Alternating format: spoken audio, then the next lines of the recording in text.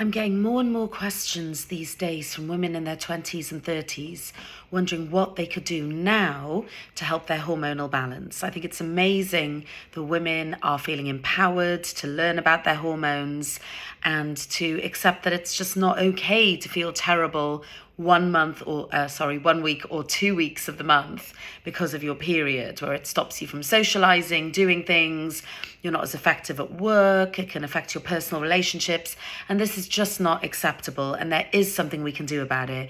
We've been fed as women that this is just part of being a woman, it's just how it goes with periods, and this just isn't true, especially not today. So the first thing I'd advise is tracking your cycle really very closely. So there are a multitude of apps that you can do this with these days, or you can do the old-fashioned pen and paper, or just make notes in your phone calendar.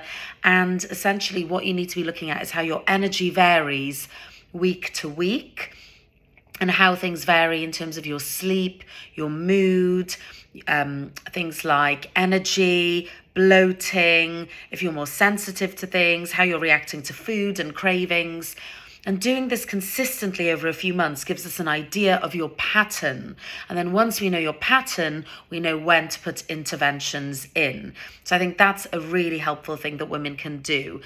B vitamins are really good at helping you metabolize your hormones, and sometimes in the second half of the cycle, a supplement called Agnus castus, which is herbal, can help promote your progesterone production, and this can often help with some of the symptoms you're experiencing.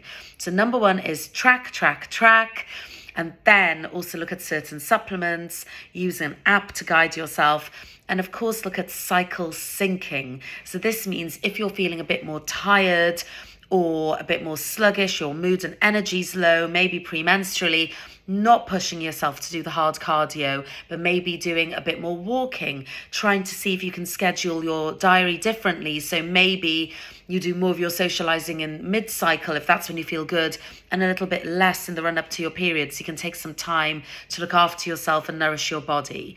So I hope that's helpful. And if you want to know more about cycle syncing, or if you want to know about how to manage your periods, please do let me know.